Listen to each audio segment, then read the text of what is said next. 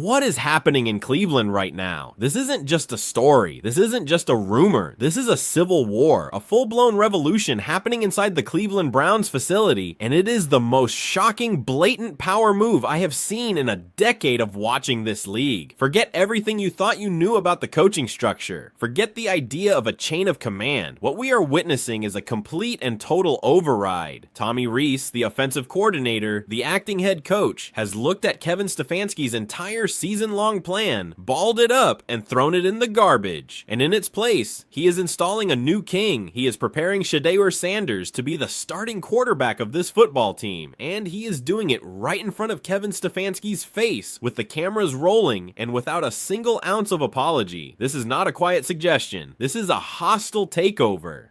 This is Reese looking at Stefanski's stubborn, failing regime and saying, "Get out of the way. I'm driving." By the time we are done here, you will understand that what Stefanski did in his last press conference wasn't just a mistake. It was the move that ended his own career in Cleveland. Let's get one thing straight right now, so we are all on the same page. This entire situation, this entire 5-alarm fire, was lit by one man and one man only, Kevin Stefanski. He created this crisis. He poured the gasoline, he struck the match, and now he is standing in the middle of the inferno, acting shocked that he's getting burned. While Tommy Reese is in the building, trying to actually win football games, trying to salvage a season that Stefanski has been actively sabotaging with his own ego. Stefanski is out here feeding the public the single most insulting, transparent lie I have ever heard from a head coach. You all saw the press conference. A reporter doing their job asked the question that every single person in the entire state of Ohio has been screaming for weeks. What about Shedeur Sanders? And Stefanski, with a straight face, with all the cameras pointed at him, threw his rookie quarterback directly under the bus and then reversed back over him just to make sure. He told the assembled media that Sanders wasn't part of his plans. Just flat out. Not "we're evaluating," not "he's a young player developing," but not part of the plans. As if he's some camp body, as if he's not the most electric quarterback prospect this franchise has had in its building in years.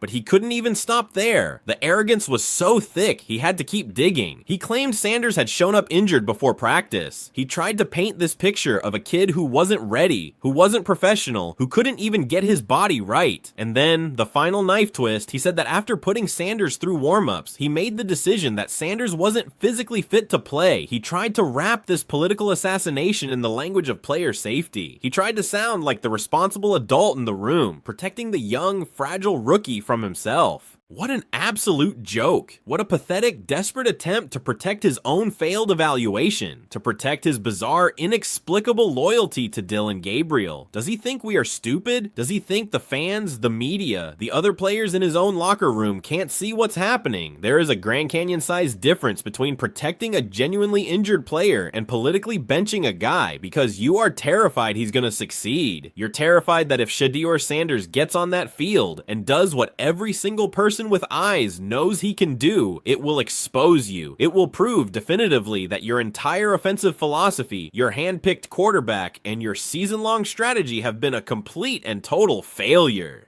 This lie wasn't just a mistake, it was the fatal blow to his own credibility. Because while Stefanski was spinning this fairy tale about Sanders being too broken to play, Tommy Reese was on the practice field. And what was Tommy Reese doing? He was giving Shedeur Sanders first-team reps.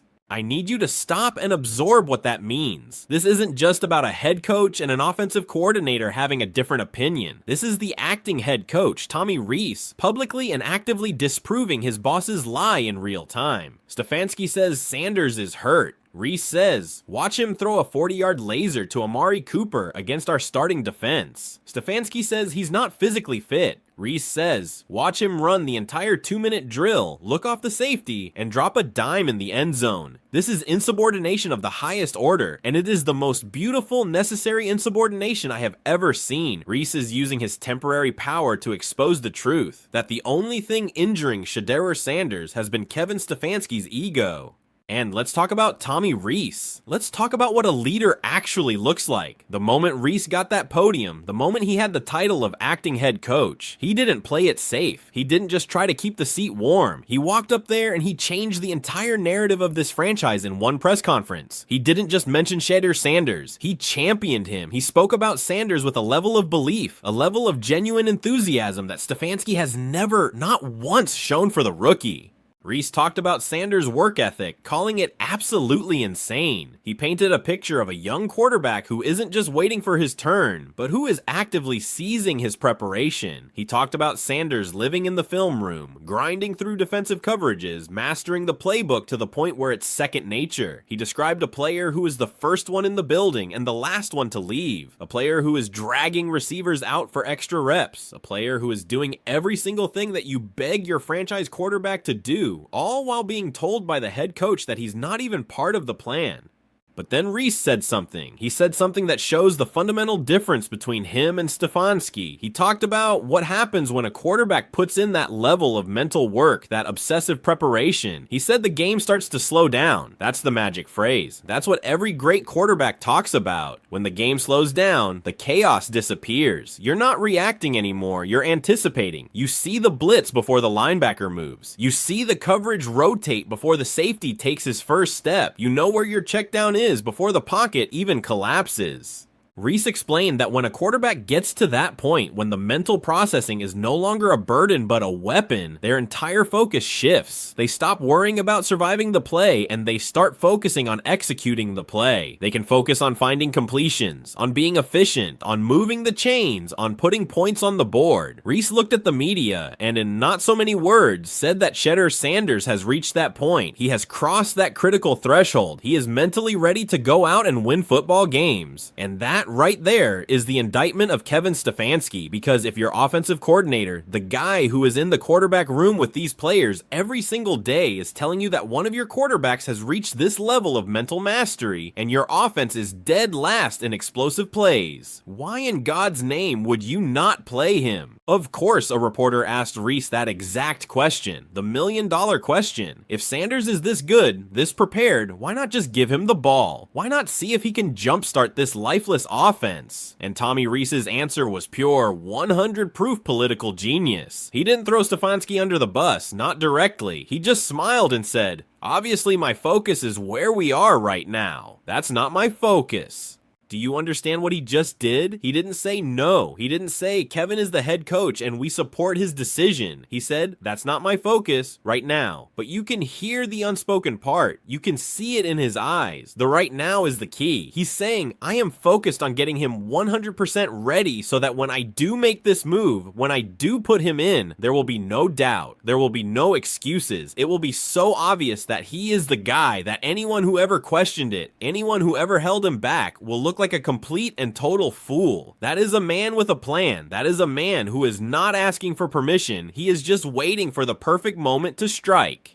And behind the scenes, he is sharpening the blade. The reports coming out of that facility are incredible. Reese isn't just talking about Sanders. He's running the entire operation through him. He is personally overseeing training sessions that are being described as quarterback masterclasses. He's drilling Sanders on footwork, on release points, on eye manipulation. He's spending hours with him in the film room, breaking down third down packages, red zone concepts, and the first team reps. We have to talk more about this. Giving a backup first team reps is not normal, especially not when the head coach has publicly anointed someone else. This is a declaration of war. Reese is taking game plan reps, the most valuable currency in an NFL practice week, away from Dillon Gabriel and handing them to Shedeur Sanders. This means Sanders is practicing the actual plays the Browns intend to run on Sunday. He is developing that critical timing and chemistry with the starting receivers. He is learning to read and react to the starting defense, the best competition in the building. He is not running the scout team. He is not pretending to be the opposing quarterback. He is preparing in every sense of the word to be QB1. And the results? What are we hearing? He's slicing through the defense.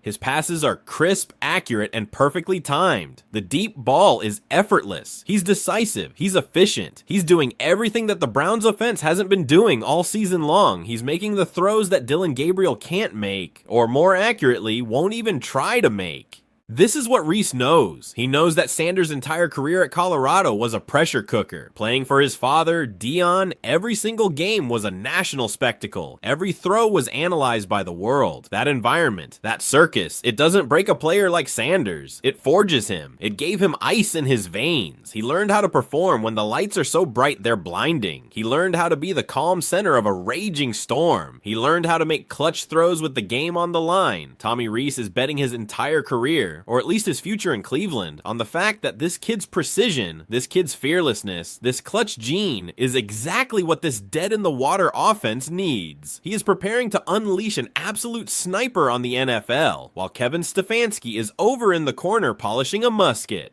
And what about the man himself? What about Shedeur Sanders? His reaction to all of this has been the final piece of the puzzle. He can barely hide his excitement, and frankly, why should he? Imagine grinding every single day, knowing you're better, knowing you're more prepared, knowing you can help the team win, only to be told by the head coach that you're not part of the plan. And then suddenly, a new coach steps in, a coach who sees you, who believes in you, and who starts handing you the keys to the kingdom.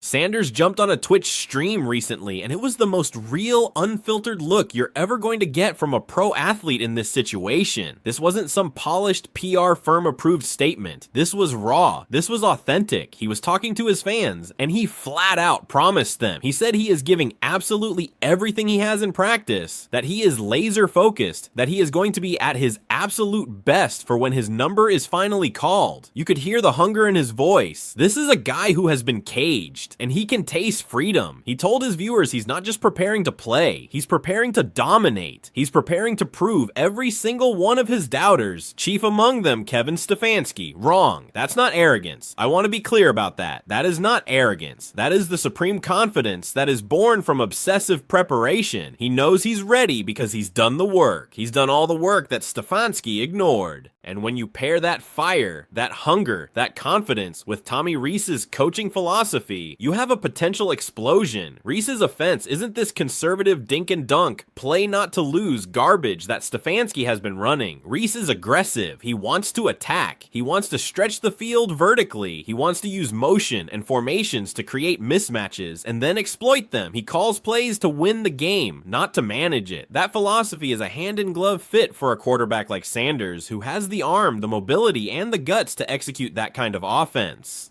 The fans see it. They are going absolutely ballistic. The speculation is off the charts. Is this the new era? Is this the moment it all turns around? The tension is electric. Every practice report, every quote, every social media post is being analyzed like the Zapruder film. Browns fans haven't had this combination of hope and anxiety in, well, maybe ever, because they're all holding their breath, praying that this is real, but terrified that any minute Kevin Stefanski is going to come back, pull the plug, and send everyone back to quarterback purgatory with Dylan Gabriel. But I don't think he can. I honestly don't think Stefanski has the power to stop this train anymore. Not after what happened with Myles Garrett. This is the part of the story that takes it from an internal coaching dispute to a full-blown franchise meltdown. What Tommy Reese is doing isn't just about a quarterback. He's trying to save the entire organization from imploding. This team right now is a ticking time bomb. The locker room is split. The tension is so thick you couldn't cut it with a chainsaw. Players are whispering, factions are forming, and then the bomb finally went off. Myles Garrett, the best player on the team, the face of the franchise, the defensive player of the year candidate, the captain, Mr. Professional, Mr. Lead by Example. He stepped up to a podium and he finally said what everyone was thinking. When a player of Myles Garrett's stature breaks ranks and publicly calls out the coaching staff and the other side of the ball, that is not a red flag. That is a nuclear missile launch. That is the alarm bell that signals the building is already on fire. Garrett did not hold back. He was done. He was visibly, audibly done with the excuses. He said he is tired of the quarterback carousel. He is tired of the offense failing to pull its weight. He is tired of leadership that talks a big game about accountability, but never actually holds the people in charge accountable. For Myles, it's simple. It's brutally simple. Just win football games. Stop talking about process. Stop talking about progress. Stop talking about evaluations. Put points on the damn scoreboard. Here is a man who is playing at a level that few defensive players in the history of this sport have ever played. He is single-handedly wrecking offensive game plans. He is generating pressure, sacks, forced fumbles. He is dragging this defense, kicking and screaming, to elite status. He is giving everything, sacrificing his body, playing like an absolute warrior just to watch the offense go 3 and out, punt the ball, and send him right back onto the field, gassed and demoralized. You can hear the exhaustion in his voice. It's the sound of a great player realizing his prime is being wasted. It's the sound of a man who bet on this organization, who signed a massive contract to stay here and build something, watching it all get pissed away by a head coach who is too stubborn or too blind to make the one change that everyone knows needs to be made. He is watching his offense sputter and die with Dillon Gabriel at the helm, while he knows for a fact that a potential star in Shedeur Sanders is practicing against his defense every day and slicing them up. He knows the solution is in the building, and the head coach refuses to use it. Even Emmanuel Acho, a guy who has been in these locker rooms, spelled it out perfectly. He said when your team leader, your captain, goes public like that, it's over. The locker room is gone. They have lost faith. They do not believe in the plan. They do not trust the coaches. They have mentally checked out. It's a crisis. It's an implosion. And what was Kevin Stefanski's response to this? To his best player publicly begging for a change? To the entire fan base screaming for a change? To his own acting head coach showing him the change? He doubled down. He kept rolling Dillon Gabriel out there. He kept pretending everything was fine as the house burned down around him. It is the definition of insanity. It is prideful, it is arrogant, and it is the kind of stubbornness that doesn't just get coaches fired, it sets franchises back for 5 years. This is why what Tommy Reese is doing is so important. He's not just a fill-in, he's a firefighter. He's the only one in the building with the guts and the temporary power to actually do something. He sees the season slipping away, he hears Myles Garrett, he knows the locker room is about to mutiny, and he is making his move. He is grabbing the fire extinguisher, and he is pointing it right at the source of the blaze. Kevin Stefanski is out of time, he's out of excuses, and he's out of allies. The criticism is no longer a whisper, it's a deafening roar.